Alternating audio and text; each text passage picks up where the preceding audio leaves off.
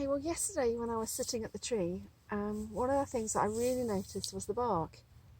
In the springtime, I was quite obsessed with the shape of the leaves and the lovely seeds which turned out to be edible and were really yummy. And because of the growth around the tree and because I was looking at the leaves, I hadn't really looked at the bark. So that's what I'm looking at today.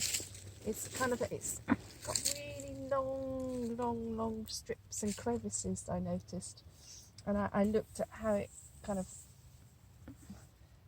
was, well, kind of on the main trunk it's quite big, and the crevices are relatively deep compared to the branches, which is kind of what you would expect. And then I looked at new growth and compared the bark there, and it was just so pretty. I decided that today I'd bring some paper and do a bark rubbing.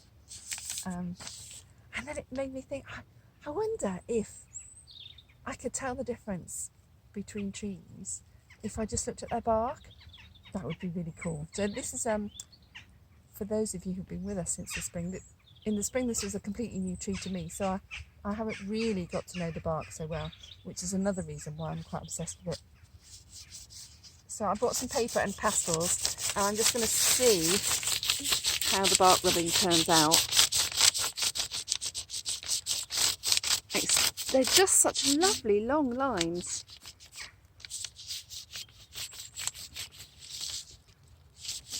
Wouldn't it be cool if I could just look at the bark of trees and know what they were? That would be really handy in the winter, as bark is a really good way to check the name of your tree, as well as looking at the leaves.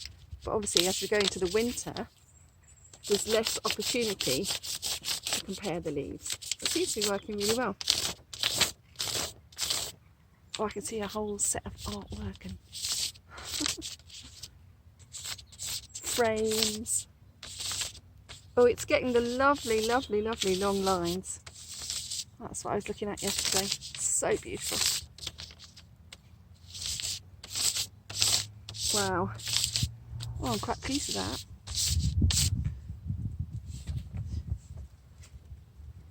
But what it can't do is like the crevices. So I'm going to try something new that I haven't done before, and I've got some clay. I'm going to make an impression, and then I'm going to attempt to make it into a plaster Paris mould. But first of all, I'm going to put the clay on the tree, squish it in, look up some crevices. The one thing I love about Nature Connection is the permission to get obsessed about various bits of the tree. So I was loving the leaves and the seeds, and now I just really like this bark. It's so smooth, and yet it's so kind of rough. It's just great. Okay, so I think that will do. Pressed it in. I'm hoping I can peel it off carefully, and then I will go home and get my plaster of Paris out and see if it works like an animal trap. I don't see why it wouldn't,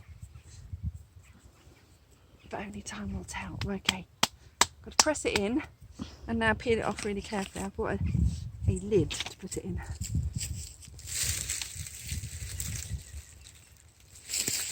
I'm going to try and do it without getting my fingers in.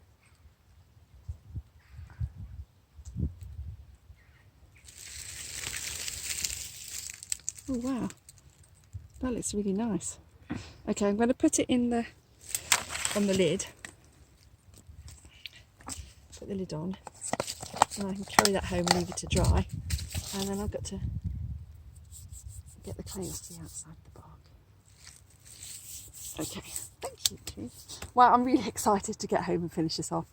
And I'm going to start looking at other pieces of bark, shapes of bark. I already know in my head that all barks are slightly different, but I'm looking forward to doing some kind of comparison with my second tree.